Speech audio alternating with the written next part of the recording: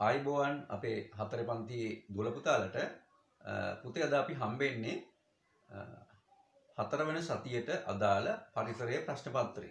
4 වෙනි සතියට අදාළ පරිසරයේ ප්‍රශ්න පත්‍රය.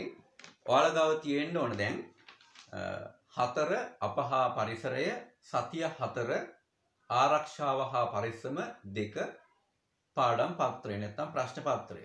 අපි දැන් මේ ප්‍රශ්න පත්‍රයේ තියෙන ක්‍රියාකාරකම් එකින් එක දැන් කරගෙන යමු. පුතේ මේකේ මුලින්ම තියෙන ක්‍රියාකාරකම වගුවක් සම්පූර්ණ කරන්න. වගුවක් සම්පූර්ණ කරන්න. අපි මුලින්ම මේ වගුව බලමු මොකක්ද මේකේ තියෙන්නේ කියලා. මේකේ තියෙනවා තීරු වගයක් වෘත්තීය. අපි මේ වගුව දැන් බෝඩ් එකේ අඳින්න බලන්න. මුලින්ම තියෙන්නේ මොකක්ද මේකේ වෘත්තීය. වෘත්තීය ඊට පස්සේ තියෙනවා මේකේ භාවිතා කරන යන්ත්‍ර. භාවිතා කරන යන්ත්‍ර. ඊළඟ මේකේ තියෙනවා වන සේවය. මේ යන්ත්‍රයේ වන සේවය. ඊට පස්සේ තියෙනවා මේ යන්ත්‍රයෙන් විය හැකි අනතුරු. විය හැකි අනතුරු.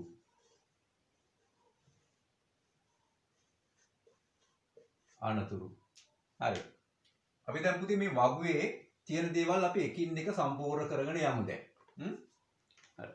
දැන් පුතේ මේකේ තියෙනවා මුලින්ම වෘත්තීය තියෙනවා V ගොවිතැන. මම ඒක ලියන්නේ නැහැ ප්‍රශ්න පත්‍රයේ තියෙන නිසා V ගොවිතැන තියෙනවා. ඊළඟට V ගොවිතැනට භාවිතා කරන යන්ත්‍රය තියෙනවා. මොකක්ද තියෙන්නේ? ගොයම් කැපීමේ යන්ත්‍රය. ගොයම් කැපීමේ යන්ත්‍රය.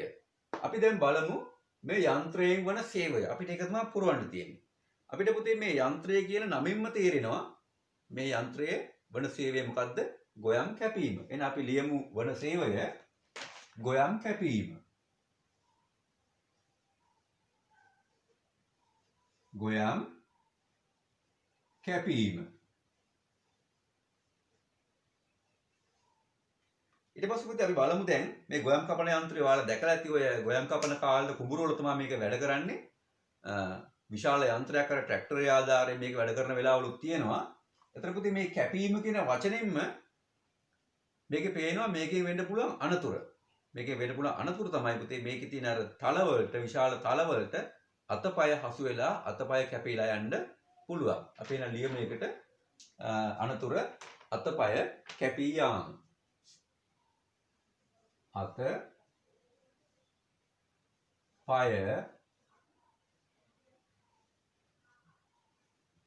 කැපී යාම. මෙන්න මේ අනතුරු වෙන්න පුළුවන් මේකේ. අපි බලමු දැන් එහෙනම් මොකක්ද ඊළඟට දෙවෙනි එකට තියෙන්නේ කියලා. තනකොළ කැපීමේ යන්ත්‍රයක් නේ. අපි ඉරක් ගහලා එමු මේකට වෙන් කරගන්න. දෙවෙනි එක තියෙන්නේ තනකොළ කපන යන්ත්‍රයක්. ඒක ඔයාලගේ ප්‍රශ්න පත්‍රයේ දීලා තියෙනවා.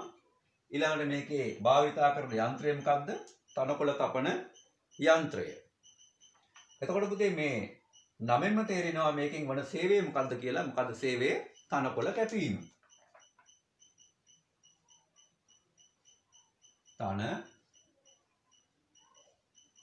කොළ කැපීම. මේක පුතේ අර ගොයම් කපන යන්ත්‍රයට වැඩි ටිකක් භයානක යන්ත්‍රයක් කුඩා වුණාට. හේතුව තමයි ගොයම් කපන යන්ත්‍රයට අපිට ළඟට යන්න ඕනේ නැහැ ගොයම් කපන්න. ඒක විශාල මැෂින් එකක් ට්‍රැක්ටරය ආධාරයෙන් කපන්නේ. අපි ඒ ක්‍රියා කරන ටිකක් ඈතින් ඉන්නේ. හැබැයි මේ තනකොළ කපන යන්ත්‍රයේ තියෙන අපේ ඇඟේ. අපි ඇඟේ එල්ලගෙන ඉන්නේ. එතකොට ශරීරයේ එල්ලගෙන ඉන්න පිටියේ තමයි මේක එල්ලා ඉන්නේ. ඒක තලයේ තියෙන හැම වෙලෙම කරගෙන අපේ කකුල් දෙක ගාවමයි. ඒ නිසා මේකෙන් වෙන්න පුළුවන් අනතුරු ඊටාම වැඩි. මේකේ වෙන්න පුළුවන් ලොකුම අනතුරු තමයි පුතේ තලයේ කරගෙන කකුල් දෙක ගාව නිසා කකුල් මේකෙන් කැපිලා යන්න පුළුවන්. ඒ නිසා මේක අපි අනතුරක් ලියමු. එකක් මොකද්ද? පාදයේ කැපී යාම.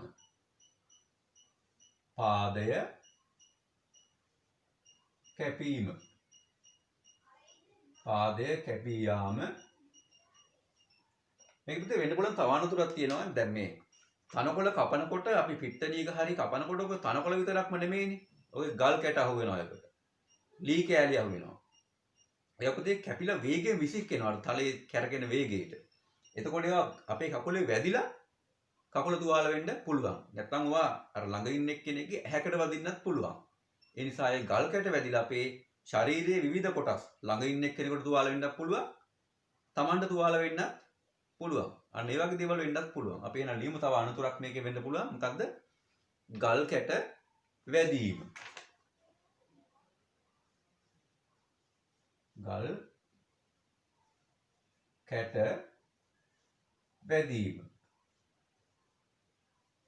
ඒතකොට තව මේක අපිට ලී කැබලි වැදීම වගේ ඒවා ලියන්නත් පුළුවන්. ඒවා ඔයාලා දැන් පුළුවන් නම් ලියන්න නැත්නම් ඔයා මතක තියාගෙන දැනගෙන ඉන්න. හරි.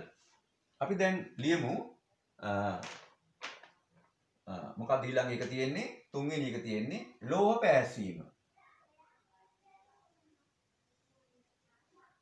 අපි ලියමු වෘත්තියේ තියෙන්නේ ලෝහ පෑස්වීම භාවිතා කරන යන්ත්‍රය මොකක්ද තියෙන්නේ?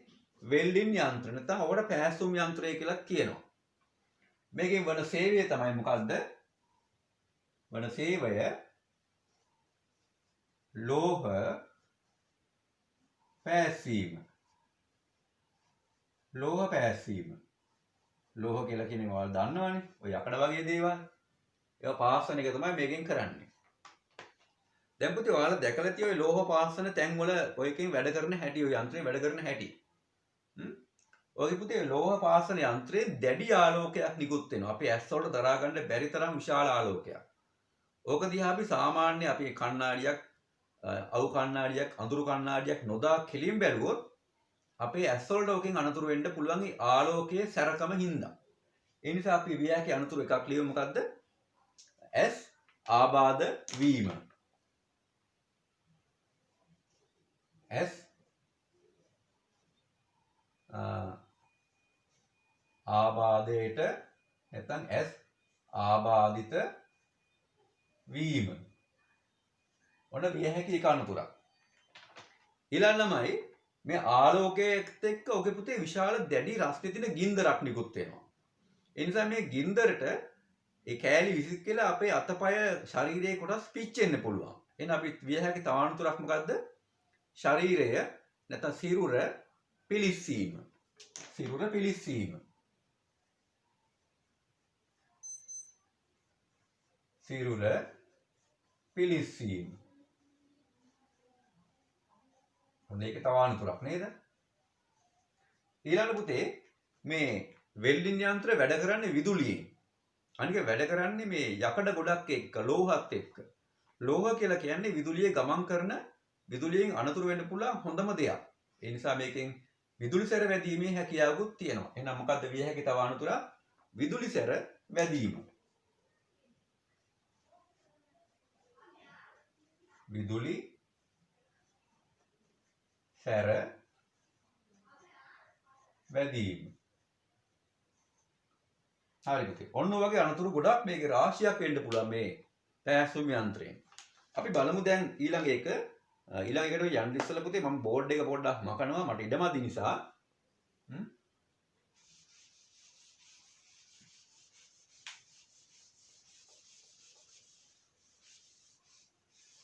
හරි. දැන් බලමු අපි ඊළඟ එක මොකක්ද තියෙන්නේ මේකේ?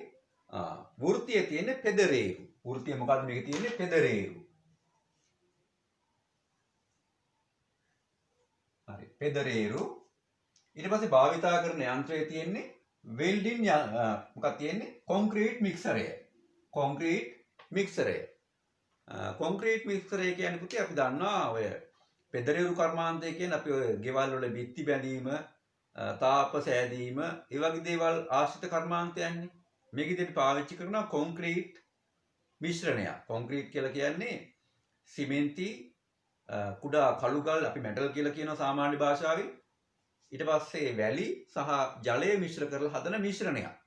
මේක ඔක්කොම කලවම් කරලා තමයි ඒ කොන්ක්‍රීට් කියන දේ අපි හදාගන්නේ. මේකට පුතේ පාවිච්චි කරන විශාල ඔයාලා දැකලාදී විශාල ගෙඩියක් නැත්නම් බෝලයක් වගේ යන්ත්‍රයක් පාවිච්චි කරනවා මේකට. මේ යන්ත්‍රය ඇතුලේ තමයි මේකේ තියෙන අර පොඩි බකට්ටයක් වගේ එකක් තියෙනවා. ඒක ඇතුලේ තමයි මේ අර අපි කලින් කිව්ව ඔක්කොම ටික කලවම් කරන්නේ. මේක පුතේ එක එක පැති වලට කරකිනවා. රවුමට කරගෙනවා. ඉස්සරහට සහ පස්සට මේක චලනය වෙනවා. ඒතර මේ විවිධාකාර මේ චලනය වෙනවා. ඒතර මේකට අපිට අර කොන්ක්‍රීට් එකට අවශ්‍ය සිමෙන්ති ඔක්කොම දාන්නේ අත් දෙකෙන්නේ. එහෙනම් පුතේ මේකෙන් අතපය ඇඹරිලා යන්න පුළුවන්. අතපය ඇඹරිලා යන්න මේකට පුළුවන් යම් කිසි ආකාරයකට අහු වුණොත්. හරි. අපි මේකේ වන සේවය මුලින්ම ලියමු. මොකද වන සේවය කොන්ක්‍රීට්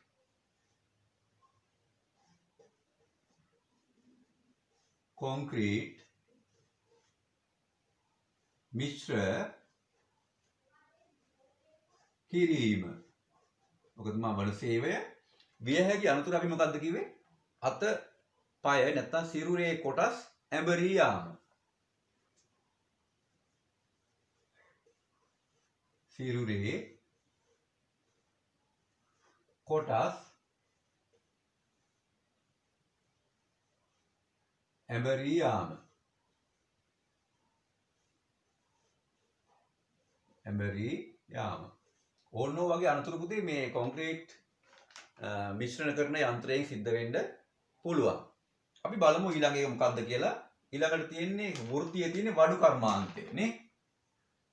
හරි. ඊළඟ ගහලා වෘත්තියේ තියෙන වඩු කර්මාන්තය මම ඒක ලියන්නේ ප්‍රශ්න පත්‍රයේ තියෙන නිසා මේකේ පුතේ දීලා තියෙන යන්ත්‍රය තමයි විදුලි කියත. විදුලි කියත. එතකොට මේ කියතෙන් අපි දන්න ඕනේ කරන සේවය මොකද්ද? ලී ඉරනවා. විශාල කොට ඉරන්න පුළුවන් නේ. එහෙනම් මේක වන සේවය මොකද්ද? ලී ඉරීම කියලා අපි ලියමු නේද? ලී නැත්නම් අපි දැව කියලා දාන්න පුළුවන්. අපි දැව කියලා ලස්සන වචනයක් දාමුකෝ. දැව. දැව ඉරීම නැත්නම් කැපීමක් නේද? අපි පුතේ ඕකෙන් ඔය ඉරනවා කියලා කිව්වට ඕකේ ඉරනවා කියලා කියන්නේ කැපීමක්. එක්තරා ආකාරයක කැපීමක්. ඒ නිසා මේ විදුලි කියතෙන් වෙන්න පුළුවන් ලොකුම අනතුර මොකද්ද? අපේ ශරීරයේ කොටස් කැපී යාම.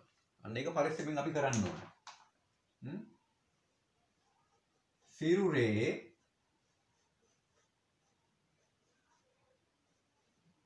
කොටස්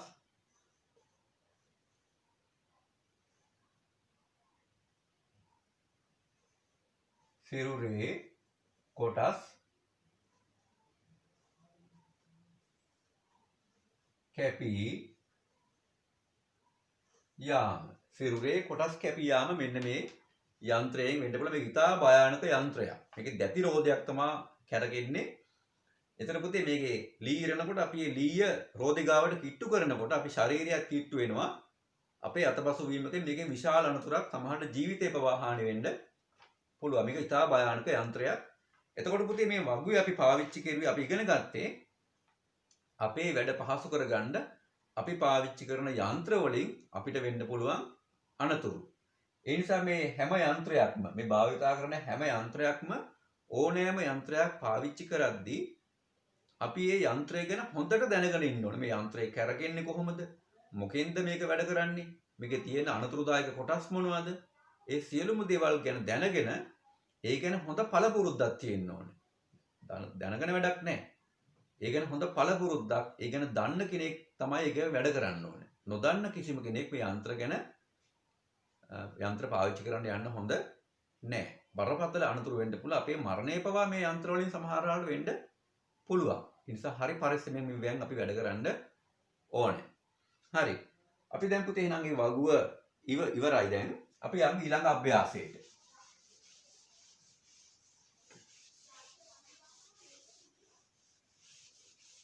දැන් පුතේ මේකේ ඊළඟ අභ්‍යාසයේ තියෙන්නේ මෙහෙම එකක්. මොකක්ද තියෙන්නේ? මෙම නිර්මාණය නම් කරන අංක 2. දැන් මේ නිර්මාණය කොටුවක් තියෙනවා. කොටුවේ ඇතුලේ නිර්මාණය දීලා නැහැ. එහෙනම් මම නිර්මාණය මේ බෝඩ් එකේ අඳිනවා. ඔයාලත් මාත් එක්ක මේ නිර්මාණය ඒ කොටුවේ ඇතුලේ අඳින්න. ඔයාලට පුතේ මේක මතක ඇති.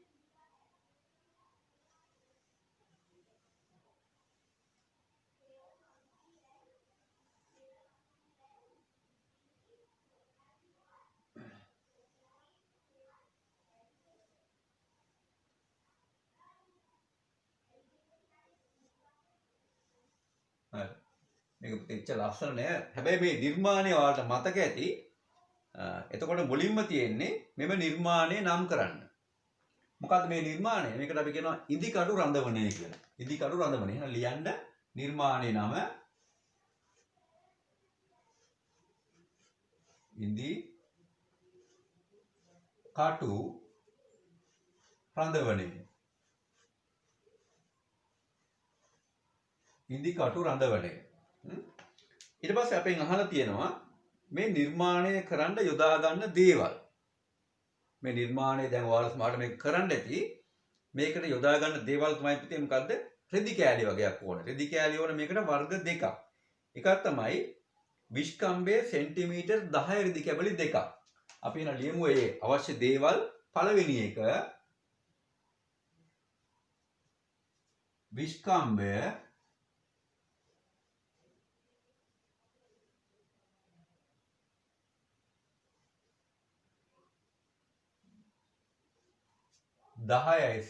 සෙන්ටිමීටර් 10 රෙදි කෑලි ඕනේ දෙකක්. පැහැදිලිද? හරිද? ඊට පස්සේ ඕනේ විස්කම්බය සෙන්ටිමීටර් 4 රෙදි කෑලි දෙකක්.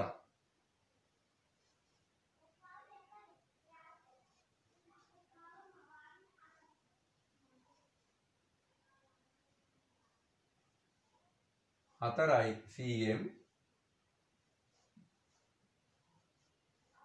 රෙදි කැබලි දෙකක් ඕනේ. මෙන්න මේවා තමයි පුතේ මේකට අවශ්‍ය දේවල්. මේකට අවශ්‍ය දේවල් මෙන්න මෙවුවා. හරි. ඊළඟට අපෙන් අහනවා තුන්වෙනි ප්‍රශ්නේ. අපි දැන් මේක මකමු.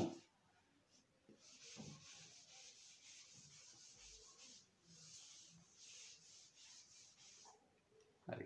දැන් පුතේ මේකේ ඔයාලා සමහරලාට මේක ලියා ගන්න අමාරු වුණොත් අපි දන්නවා දැන් මේක වීඩියෝ පටයක් විදිහින් ඔයාලා ගාවට එන්නේ.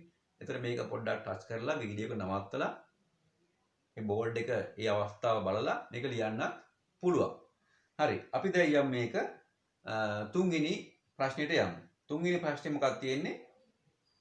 බෝ නුවණ රෝග වැළඳීමට හේතු වන දේවල් තුනක් දක්වන්න. දැන් පුතේ ඔයාලා දන්නවා මේ අපේ රටේ තියෙන ලොකු ප්‍රශ්නයක් තමයි අද බෝ නුවණ රෝග. අපේ රටේ තියෙන ලොකු ප්‍රශ්නයක් තමයි බෝ නුවණ රෝග. මේ රෝග පුතේ පුද්ගලයෙකුගෙන් පුද්ගලයෙකුට හෝ සතෙකුගෙන් තවත් පුද්ගලයෙකුට කිසිම ආකාරයකට බෝ වෙන්නේ නැහැ. බෝ වෙන්නේ නැති වුණාට මේවා ඉතා භයානකයි. දැන් අපි උදාහරණයක් ගමුකෝ දියවැඩියාව. අපේ ගෙදර දියවැඩියාව තියෙන පුද්ගලයෙක් හිටියාම එයාගෙන් තව කෙනෙකුට ඒ රෝගේ බෝ වෙන්නේ නැහැ. අපි හිතමු අදිරෝධිත පීඩනයේ තියෙන කෙනෙක් ඉන්නවා කියලා ගෙදර. එයාගෙන් ඒ රෝගේ තව කෙනෙකුට බෝ වෙන්නේ නැහැ. එතකොට මේ රෝග අපි නම් කරන්නේ මේ නිසා බෝ නොවන රෝග කියලා. හැබැයි මේ රෝග බෝ වුනේ නැති වුණාට මේවා ඉතා භයානක අපිට ඕනෑම අවස්ථාවක වැළඳෙන්න පුළුවන් රෝග. එහෙම මේවා පුතේ බෝ වෙන්නේ නැත්තම් කොහොමද මේවා අපිට හැදෙන්නේ? හැදෙන්න අපේ කරන වැරදි චර්යාවන් තියෙනවා. අපි කෑම කන ආකාරය මේ රෝග වලට එක හේතුවක්. ඊට පස්සේ අපේ දවසේ හැසිරීම අපි නිදි මරනවා.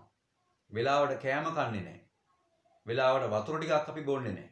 ජලය පාවිච්චි කරන ඉතාම අඩුවෙන්. අපේ මානසික විවේකයේ ගොඩක් අඩුයි. වැඩ වැඩිකම නිසාම අපි අපේ අයින් කරන්නේ මොනවද? නිින්ද අයින් කරනවා. කෑම කන්නේ නැහැ. අන්න ඒ වගේ දේවල් නිසා අපිට නොඑක ආකාරයේ රෝග හැදෙනවා. ආයේ ලොකුම හේතුව තමයි පුතේ අපි මේ රසායනික ද්‍රව්‍ය යොදපු ආහාර නිතරම ගන්න එක. කෙටි ආහාර ගන්න එක. විවිධ වර්ණකාරව යෙදූ ආහාර ගන්න එක. මේ වගේ නොඑක් දේවල් තියෙනවා මේ බෝ නොවන රෝග හැදෙන්න. හරි. අපි එහෙනම් මේකේ මොකක්ද අහන්නේ? හේතු වන දේවල් තුනක්. අපි මේ හේතු ටික ලියලිමු දැන්. පළවෙනි හේතුව ලියන්න. වැරදි ජීවන රටා. අන්න පළවෙනි හේතුව. දැන් මාත් එක්කම ලියන්න. වැරදි ජීවන රටා. අපි දැන් මේක පොඩ්ඩක් විස්තර කරලා ඉමු. මොකද්ද මේ වැරදි ජීවන රටාවක් කියන්නේ පුතේ? වැරදි ජීවන රටාවක් කියන්නේ පුතේ සාමාන්‍යයෙන් අපේ ශරීරයට ඔරොත්තු දෙන වැඩ ප්‍රමාණයක් තියෙනවා. ඒ වගේ අපේ ශරීරයට අවශ්‍ය විවේක අවශ්‍ය වෙන වෙලාවක් තියෙනවා. ඒ වගේ මේ ශරීරයේ ක්‍රියාත්මක වෙන්න නිවැරදිව ආහාර ඕන වෙනවා. හැබැයි අද කාලේ පුතේ අපේ මේ මිනිස්සු ගොඩාක් කාර්යබහුල වෙලා. මිනිස්සු විතරක් නෙමෙයි පුංචි ඔයාලත් එහෙමයි. ලොකු මේ වැඩිහිටියෝ ගත්තාම තමන්ගේ රැකියාවල් නිසා වෙලාවට කන්නේ නැහැ. වතුර ටිකක් හරියට බොන්නේ නැහැ. වැඩ විතරයි කරන්නේ. එතකොට ඒ වැඩ විතරක් කරනකොට තමන්ගේ ශරීරය හරියට නඩත්තු නොකර අන්න ඒක මොකද්ද? ඒක වැරදි ජීවන රටාවක්. පැහැදිලිද? වෙලාවකට නිදි එන්නේ නැහැ. නිදි මරනවා. වැඩ වැඩි කියලා. ඔන්න වැරදි ජීවන රටා. මේකෙන් අපේ ශරීරය ලෙඩ වෙනවා. ඊළඟ තමයි ඔයාලත් පුතේ එහෙමයි. ඔයාලත් මේ විභාග නිසා මොකද වෙලා තියෙන්නේ? ඔයාලා විභාගෙ ලොකු වෙලා තියෙනවා ගොඩක් අයටද තමන්ගේ ශරීරය කැප කරලා තමයි ඔයාලා විභාග කරන්නේ. ඔයාලත් ඔය ශිෂ්‍යත්වයේ වගේ විභාග නිසා කන්නේ නැහැ වෙලාවට. ඊට පස්සේ කන්නේ ගොඩක් වෙලාවට ඔය කඩෙන් ගත්තු කෙටි කෑම වේ ෂෝට් ඊට්ස් කියලා අපි කියන්නේ. ඊට පස්සේ කඩෙන් ගත්ත ඔය රයිස් කියලා කියන්නේ. ඕවා කන්න හොඳ නැහැ. ඊට පස්සේ ඔය පැණි බීම වර්ග. ඊට පස්සේ සමහර ඔය කිරි පැකට් වර්ග කඩේ හදන ඒවා. එක එක තැන්වල විකුණන ඒවා. ඒවා හොඳ නැහැ. ශරීරයට අහිත කරයි. මෙන්න මේ වගේ දේවල් අපි අයින් කරන්න. මේවා තමයි අපේ වැරදි ජීවන රටා. එහෙනම් මේ බෝනෝන රෝග වැළඳෙන්න එක හේතුවක් මොකද්ද? වැරදි ජීවන රටා. අපි දෙවෙනි එක ලියමු. වැරදි ආහාර. දෙවෙනි එක මොකද්ද? වැරදි ආහාර රටා. ආහාර රටා. මොකද්ද වැරදි ආහාර රටාවක් කියන්නේ? අපි පුතේ දවසට ප්‍රධාන කෑම වේල් 3ක් ගන්නවා. උදේ ආහාරය, දවල් ආහාරය, රාත්‍රී ආහාරය. දැන් ඔයාලා දන්නවා මේ ආහාර වේල් තුනෙන් වැදගත්ම ආහාර වේල තමයි උදේ ආහාරය. අපි වැඩියෙන්ම නොසලකා හරින්නෙත් ඔය ආහාරයමයි. ඇයි? උදේට අපි ඉස්කෝලේ යනවා. අම්මලා තාත්තලා වැඩට යනවා. ඔයලාට තමයි උදේ වරු කියන්නේ අපේ ගෙවල් වල තියෙන පුතේ වැඩ වැඩිම වෙලාව. කාර්යබහුලයි. ඒ නිසා අපි වැඩ වැඩිකම නිසා මොකද කරන්නේ? උදේ ආහාරය හරියට ගන්නෙ නැහැ. ගොඩක් අය චූටි කෑම වේලක් කනවා. එක්ක කිරි එකක් බීලා වැඩට යනවා. කිරි එකක් බීලා ඉස්කෝලේ එනවා. ඒක ඇති කියලා හිතාගෙන ඉන්නේ. අන්න මොකද්ද? වැරදි ආහාර රටාවක්. ඊට පස්සේ ඉස්කෝලේ එන ගමන් එක්කෝ ඔයාලා එන වාහනේ තමයි උදේ කෑමක් කන්නේ. නැත්නම් ඉස්කෝලේ ඇවිල්ලා ඔක කන්නේත් නෑ වෙලාවකට. ඊට පස්සේ 10ට විතර මොනවා හරි දෙයක් කැන්ටිමෙන් කනවා ওই සුළු ආහාරයක්.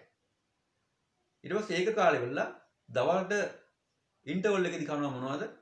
අර කඩෙන් ගෙනාපු උදේ රුයන්න වෙලාවක් නැහැනේ. කඩෙන් ගෙනාපු රයිස් පැකට් එකක් කනවා දවල්ට. ඒකේ මොනවද තියෙන්නේ? සෝස් ටිකකුයි තව මොනවා හරි ටිකක් දාලා රස තියෙනවා. නමුත් කිසිම ගුණයක් නැහැ. ඉතා විෂ සහිත දේවල් දාලා තමයි ඕවා හදන්නේ. රස වැඩි කරනවා ගුණය ගැන බලන්නේ නැහැ. ඊට පස්සේ දවල් කෑම අපි ඔහොම කාලා හවසටත් අපි යද්දී මොනවා හරි දෙයක් කනවා. කාලේ වෙලා රැයට පොඩි දෙයක් කාලා නිදියනවා. අපේ ඔක තමයි පුතේ වැරදි ආහාර රටාවල්. ඕක නිසා මොකද වෙන්නේ? ශරීරයට හරියට පෝෂණ ගුණයක් ඇති ආහාරයක් ලැබෙන්නේ අපේ ශරීරය ඉක්මනටම ලෙඩ වෙනවා. අපි බලමු ඊළඟ එක මොකක්ද කියලා. ඊළඟ එක තමයි මොකද්ද? මානසික අවිවේකය.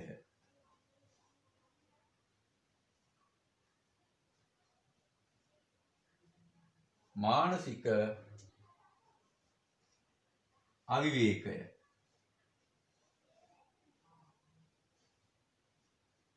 මොකද්ද පුතේ මේ මානසික අවිවේකය කියන්නේ? මානසික අවිවේකය කියන්නේ පුතේ අපේ වැඩ වැඩිකම නිසාම අපේ ඔළුව හැම වෙලෙම තියෙන්නේ අපේ හිත හැම වෙලෙම තියෙන කලබල ගතියකින්. කලබල ගතියකින්. පැහැදිලිද? එතකොට මේක නිසා අපිට හැදෙන්න පුළුවන් ලොකු බරපතල ලෙඩ තියෙනවා. අපේ ශරීරයේ රුධිර ධාවනය වෙනස් වෙන්න පුළුවන්. අපේ ඉගෙනීමේ හැකියාවල් අඩු වෙන්න පුළුවන්. අපේ මතක ශක්තිය අඩු වෙන්න පුළුවන්. මොකද්ද මේ මානසික අවිවේක ඇති වෙන්න හේතුව? අපේ මේ තියෙන තරඟකාරී ජීවන රටාව. තරඟකාරී කියන්නේ මොකද්ද? ඔයාලා තරඟ කරනවා පුතේ විභාග පාස් වෙන්න. වැඩිහිටියෝ තරඟ කරනවා සල්ලි හම්බ කරන්න. ගෙවල් හදන්න. ඉඩ කඩම් ගන්න. ඒ කියන්නේ පුතේ අපි හැමෝම බලාපොරොත්තු වෙන්නේ Tamanට දරා ගන්න බැරි තරම් ඉහළ දේවල් බලාපොරොත්තු වෙනවා. Tamanට දරා ගන්න බැරි තරම් ඉහළ දේවල් බලාපොරොත්තු වෙනවා. එතකොට ඒවා බලාපොරොත්තු වෙනකොට අපිට ඒවට සල්ලි ඕන වෙනවා. සල්ලි හොයන්න ගොඩාක් මහන්සි වෙන්න වෙනවා. නේද? එතකොට අපිට නිදහසේ ඉන්න දෙන කාලේ නැති වෙලා යනවා. අපිට මොනවා හරි දෙයක් ඔය අපි ගීතයක් අහන්න තියෙන වෙලාව නැති වෙලා යනවා. අපිට సౌందర్యාත්මක දෙයක් රස විඳින්න තියෙන වෙලාව නැති වෙලා යනවා. අපිට පවුලේ ඔක්කොම එකතු වෙලා කතා කරන්න තියෙන වෙලාව නැති වෙලා යනවා. ඔක්කොමල කරන්නේ කලබලෙන් එහෙ මෙහෙ දුවනවා. එතකොට ඒක නිසා මොකද වෙන්නේ? අපේ මානසික අවිවේකයෙන් නැති වෙලා ඒ නිසාම අපේ ගොඩාක් දේවල් අපේ මතක ශක්තිය නේද? අපේ පාඩම් ඉගෙනීමේ හැකියාව, අපේ සතුට, සැහැල්ලුව, විනෝදය ඔය ඔක්කොම නැති වෙනවා. ඒ නිසා මොකද පුතේ අපිට විවිධාකාර ලෙඩ රෝග හැදෙන්න පුළුවන්. එහෙනම් ඔන්න අපි දැන් දන්නවා බෝනවන රෝග හැදෙන්න හේතු ටික. ඒවා කාගෙන්වත් බෝර වෙන්නේ නැහැ. තමන්ගේම වැරදි නිසා තමයි මේවා හැදෙන්නේ. එහෙනම් බෝනවන රෝග හැදෙන්න ප්‍රධානම හේතුව මොකද්ද? අපේ තියෙන වැරදි ජීවන රටා, ආහාර රටා සහ දැඩි තරඟකාරීත්වය. ඕවා නැති කරගත්තම අපිට සතුටින් නිරෝගීව ඉන්න පුළුවන්. හරි. අපි දැන් ඊළඟ අභ්‍යාසයට යමු මේක මකලා. මොකක්ද ඊළඟ අභ්‍යාසය අපිට තියෙන පුතේ? වගුව සම්පූර්ණ කරන්න. ඒකෙත් තියෙන වගුවක්. හරි. අපි දැන් වගුව බලමු. ඒකෙත් තියෙනවා බෝනවන රෝගය වැළඳෙන ආකාරය වැළැක්වීමට කළ යුතු දේ. අපි මේක වගුවේ අඳිමු දැන්. මේකෙ පුතේ තීරු තුනක් තියෙනවා. පළවෙනි තීරුව, දෙවෙනි තීරුව, තුන්වෙනි තීරුව නේ. හරි. පුතේ පළවෙනි තීරුවේ තියෙනවා රෝගය.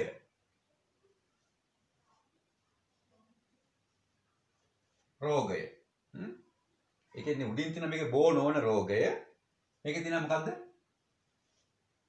වැළඳින ආකාරය. වැළඳින ආකාරය. ඊළඟ තියෙනවා වැළැක්වීමට කළ යුතු දේ.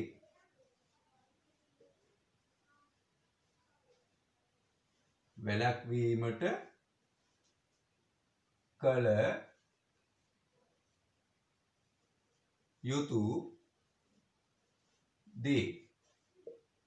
මොකද පුතේ මේකේ මුලින්ම තියෙන රෝගය දියවැඩියාව. ඒක ඔයාලගේ ලියලා තියෙනවා මම ඒක ලියන්නේ. එතකොට මේ දියවැඩියාව වැළඳින්න ප්‍රධාන හේතුව අපි හේතුව ලියලිමු. මොකද්ද? අධික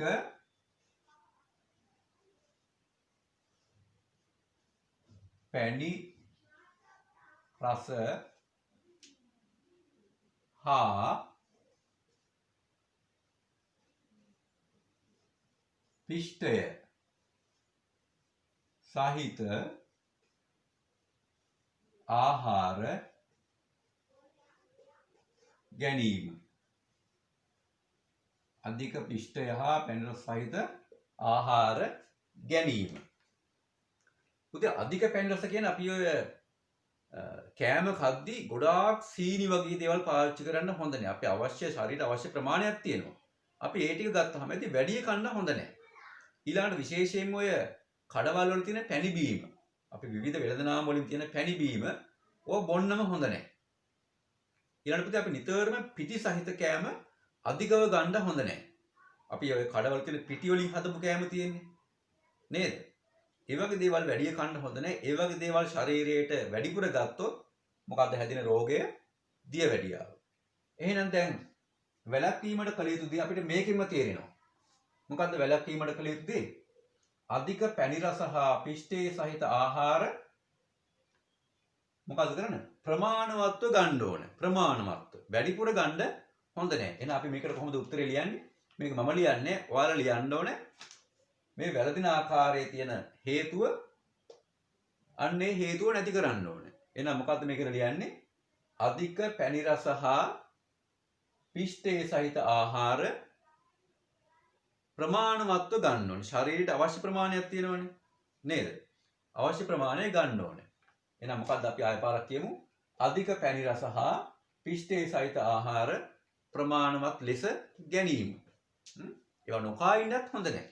කන්න ඕනේ අවශ්‍ය ප්‍රමාණය විතරයි. හැබැයි පුතේ අවශ්‍ය ප්‍රමාණය අපි වෙනම ගන්න ඕනේ නැහැ. අපේ ප්‍රධාන ආහාර වේලවල අපිට ඒවා ලැබෙනවා. ඒ නිසා වැඩිපුර කන්න ඕනේ. ඒ ලැබෙන ටික ලැබුණාම හොඳටම ඇති. අපි ලියමු ළඟට දෙවෙනි එක. දෙවෙනි එකේ තියෙන මොකද්ද? ආම්ල පිත්ත රෝගය. මොකද අම්ල පිත්ත රෝගය කියන්නේ. අපි දන්න නම තමයි පුරුදු ગેස්ට්‍රයිටිස් කියලානේ. බඩ දැවිල්ල. ඕක තමයි රෝගය. එතකොට මේ රෝගේ හැදෙන්නේ මොකද්ද? හේතුව. මෙන්න මේ ආහාර ගන්න හොඳ නැහැ. ක්ෂණික ආහාර. ක්ෂණික ආහාර. මෙන්න මේක කනවා ක්ෂණික ආහාර. ඊළාට තෙල්, මිරිස්, තෙල් මිරිස්, අධික ආහාර.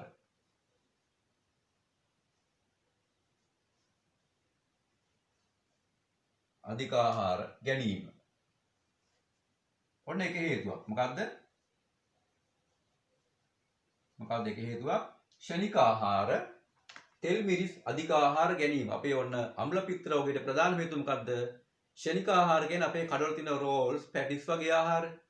අපි ෂෝට් කියලා කියන්නේ ඒවා. තෙල් මිරිස් අධික ආහාර. සමහර බයිට් පැකට් වර්ග අපි කනවා නිතරමනේ. ඔය එක එක බැදපු වගේ ආහාර වර්ග. ඒවා කන්න හොඳ නැහැ. ආය අපි ඔය මංගල උත්සව වලට ගියාම ඒකේ තියෙන අර නොයෙක් අර රසට තියෙන ආහාර මොනවද? අධික මිරිස් දාපු ඒවා තියෙනවා.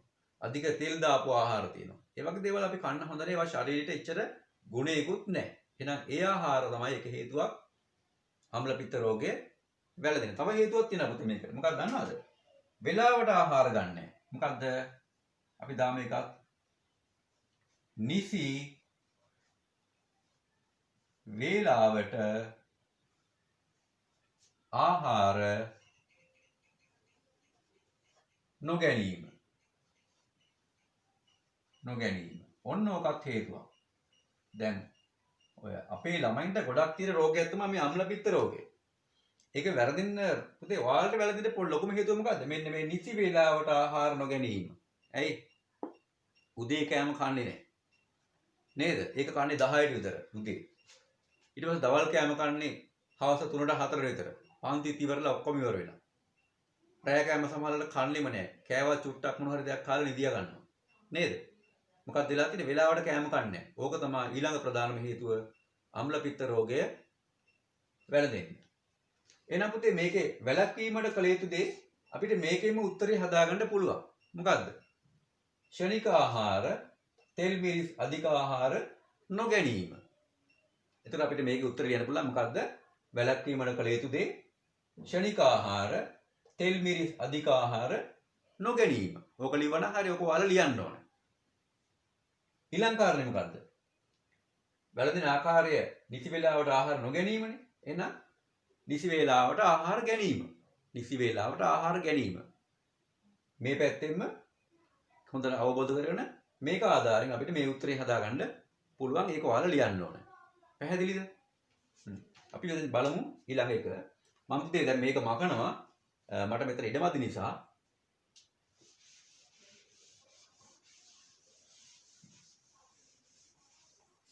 හරි මොකක්ද මේ තුන්වෙනි ලෝකේ තියෙන්නේ?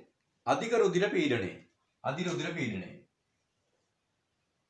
අපි ඒක ලියමු. වැළඳෙන ආකාරය මොකද්ද? අධි රුධිර පීඩනය හැදෙන පුතේ තෙල් අධික ආහාර ගැනීම. තෙල් අධික ආහාර ගැනීම. තෙල් අධික ආහාර ගැනීම. තෙල් කියලා කියන්නේ අපි ඔය නිතරම කනවා ඔය සමහර මස් වර්ග තෙලෙන් බැදලා ඊට පස්සේ මාළු වර්ග එක එකම පිළිදේ තෙල් වලින්ම නිතරම බදිනවා. තෙල් වලින් කණ එක රස වුණාට වැඩි කන්න හොඳ නැහැ. ඒ නිසා අපි අධි රුධිර පීඩනයේ වැළඳින ප්‍රධානම හේතුව මොකද්ද? තෙල් අධික ආහාර ගැනීම.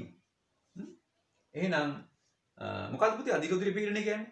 ශරීරයේ තියෙන ලේ ගමනේ වැඩි වෙනවා, අධික වෙනවා. ඒ නිසා අපිට මරණය පවා ඇති වෙන්න පුළුවන්. ඔය ගොඩක් වැඩිහිටියන්ට ඔය රෝගේ තියෙනවා. හේතුව මොකද්ද? තෙල් අධික ආහාර ගැනීම. එහෙනම් වැළැක්වීමට කළ යුතු දේ මොකද්ද? මේකෙන් උත්තරේ හදාගන්න. තෙල් අධික ආහාර නොගැනීම. තෙල් අධික ආහාර නොගැනීම. අපි දැන් බලමු ඊළඟ රෝගය මොකද්ද කියලා. පිළිකාව. මොන භයානකම රෝගයක්. මොකද්ද? පිළිකාව. මොකද්ද පිළිකාවට හේතුව?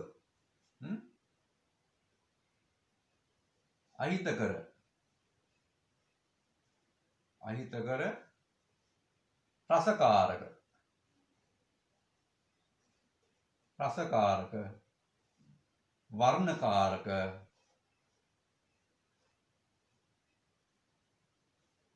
වර්ණකාරක යෙදූ ආහාර ගැනීම අහිතකර රසකාරක වර්ණකාරක යෙදූ ආහාර ගැනීම පිළිකාව කියන පොත ඉතා භයානක රෝගයක්. ශරීරයේ ඕනෑම තැනක මේක හැදෙන්න පුළුවන්. හැදුනොත් ඉතින් ගොඩ යමක් ටිකක් ගොඩ කියන්නේ සුව කර ගැනීම ඉතාම අපහසුයි. ශරීරය සම්පූර්ණයෙන් දුර්වල වෙනවා. මොකද මේකට හේතුව? අහිතකර රසකාරක වර්ණකාරක යෙදූ ආහාර ගැනීම. අපි දැන් වෙළඳසැලට ගියාම තියෙනවා ලස්සන ආහාර තියෙනවා. රසට වැඩිය ලස්සනයි.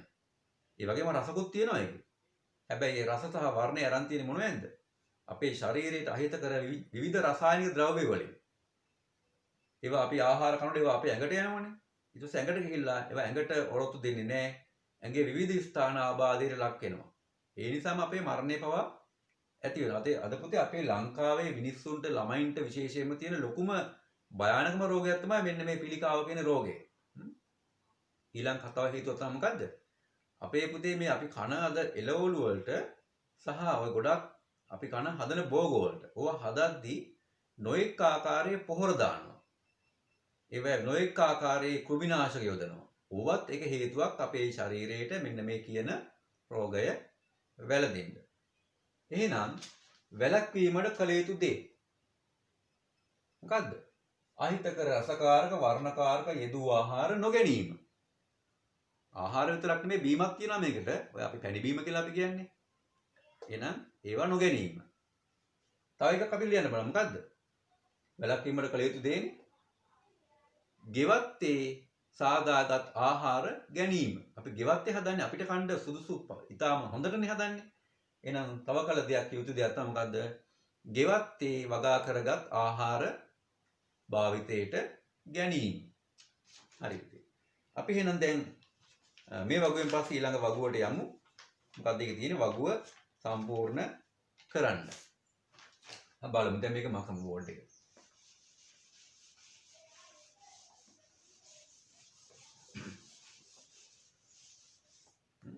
මොකක්ද ඊළඟ වගුව තියෙන්නේ? වගුව සම්පූර්ණ කරන්න. බෝවන රෝග ගැන තියෙන්නේ. අපි ලියමු ඒක දැන්.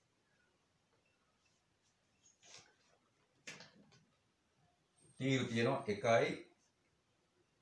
2යි වැළැක්වීමට කළ යුතු දේ නේ. හරි. පළවෙනි එක තියෙන්නේ මොකද්ද? රෝගය. රෝගය ඊට පස්සේ තියෙනවා වාහකයා. වාහකයා වැළැක්වීමට කළ යුතු දේ.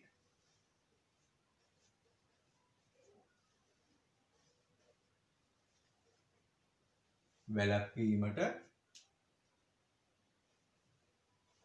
කළ යුතු දේ. හරි පුතේ. දැන් මේකේ අපි බලමු එකින් එක මේකේ පළවෙනි රෝගයේ තියෙන්නේ මොකද්ද? ඩෙන්ගු. අපි දන්නවා ඩෙන්ගු රෝගය පතුරවන්නේ කවුද? මදුරුවා. මොන මදුරුවද? ඊඩිස් කියන මදුරුවා. අපි දාමු මදුරුවා කියලා මේකේ. මදුරුවා. එතකොට අපි දන්නවා දැන් පුතේ මේ මදුරුවා බෝ වෙන්නේ අපිරිසිදු පරිසරයේ. සහ විවිධ ජලය රැඳෙන ස්ථානවල එක තමයි ඔක මේ මදුරුවා බෝ වෙන්නේ. එහෙනම් අපි මොකද්ද වැළැක්වීමට කළ යුතු දේ? පරිසරය පවිත්‍රව තබා ගැනීම. අපි ලියන එක.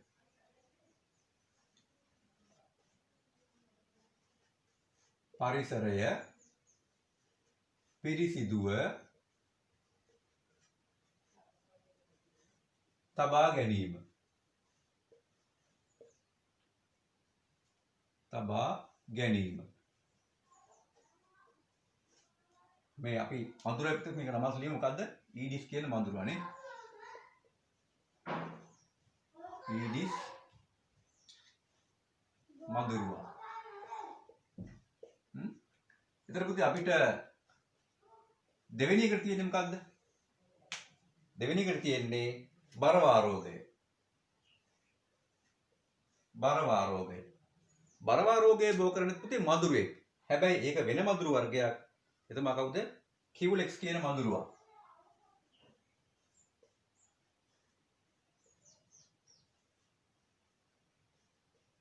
කිව්ලෙක්ස් මදුරුවා.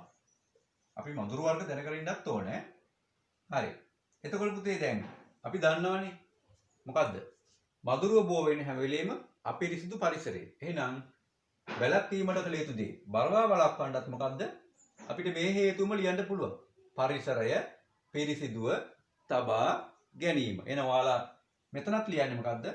පරිසරය පිරිසිදුව තබා ගැනීම. අද බලමු ඊළඟ රෝගය මැලේරියාව. මැලේරියාව බෝ වෙන්නේ පුතේ මේ මදුරුවාගෙම. මදුරුවා කියන්නේ ඉතා කුඩා වුණාට ඉතා භයානක සතෙක්. දැන් බලන්න මේ රෝග කීයක් බෝ වෙනවද කියලා. මැලේරියාව කවුද? ඒත් මදුරුවා. ඇනෝෆිලස් කියන මදුරුවා.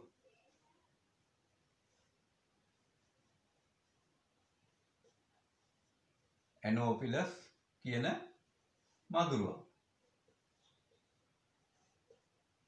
එතකොට මොකක්ද අපිට ඒකටත් එන්නේ? පරිසරය පිරිසිදුව තබා ගැනීම. අපිට පුතේ මේ වැළැක්වීමට කළ යුතු දේ අපිට හිතා ගන්න පුළුවන් නේද? දේශීයම මදුරුවා බෝ වෙන්නේ අපිරිසිදු පරිසරයේ. ඒ නිසා අපි මේ මදුරුවා බෝ නොවන ස්ථාන හදා ගන්න ඕනේ. ඒ කියන්නේ පරිසරය පිරිසිදු තියා ගන්න ඕනේ. ඊළඟ රෝගය මොකක්ද තියෙන්නේ? කොලරාව. රෝගය කොලරාව. එතකොට කොලරාව බෝ කරන රෝග ප්‍රවාහකය කවුද? අපිරිසිදු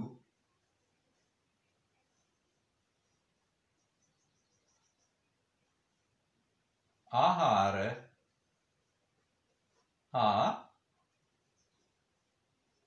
ජලය. අපිරිසිදු ආහාර හා ජලය. එතකොට පුතේ ඒකත් අපිට පුළුවන් මේකෙන්ම හදාගන්න. වැළැක්වීමට කළ යුතු දේ පිරිසිදු ආහාර හා ජලය භාවිතා කිරීම. පිරිසිදු ආහාර හා ජලය භාවිතා කිරීම. අප බලමු ඊළඟ එක මොකක්ද තියෙන්නේ කියලා. පාචනය. පාචනය. ඒකට පුතේ හේතු වෙන්නේ අපිරිසිදු ආහාර හා ජලය. අපිරිසිදු ආහාර හා ජලය. එතකොට මොකක්ද ඒකේ වැළැක්වීමට කළ යුතු දේ? පිරිසිදු ආහාර හා ජලය භාවිතා කිරීම. ඒක ඔයාලා පුතේ මේකේ මේ වාහකයාගේ දීපු වාහකයේ වීම හේතුව බලලා වැළැක්වීමට කළ යුතු දේ අපිට උත්තරේ හදාගන්න පුළුවන්. හරි. දැන් පුතේ අපි ඊළඟ රෝග ටික මකන හලියන්න මම මෙතන බෝඩ් එකේ ඉඩ මදි. මම මේ ටික මකලා ඊළඟ ටික කරනවා.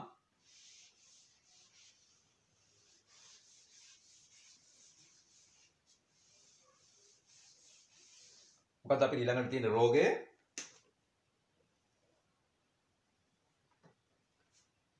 අතිසාරය.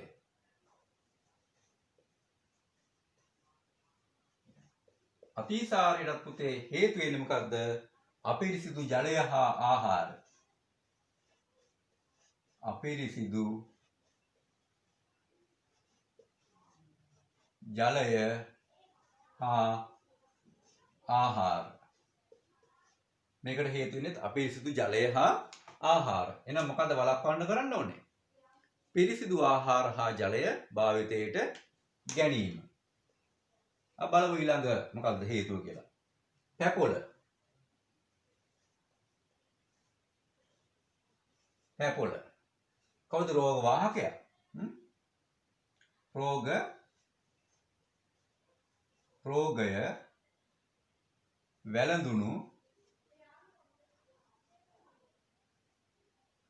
රෝගය වැළඳුණු පුද්ගලයා. ඔන්න පුතේ ඒ රෝගේ බෝ වෙන්නේ කාගෙන්ද? පුද්ගලයන් ආශ්‍රයෙන්. ඒ රෝගේ හැදිච්ච කෙනෙක් ඉන්නවා නම් එයාගෙන් අපිට ඒ රෝගේ බෝ වෙන්න පුළුවන්.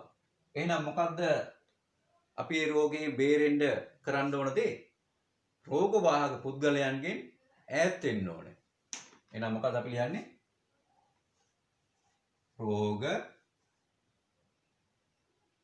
රෝගය වැළඳුණු අයගෙන්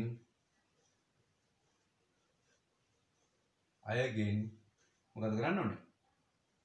ඈත් වීම. රෝගයේ වැළඳුණු අයගෙන් මොකද කරන්න ඕනේ? ඈත් වෙන්න ඕනේ. පැහැදිලිද? ඊළඟ රෝගය මොකක්ද තියෙන්නේ? ඊළඟ රෝගය තියෙන්නේ සරම්ප.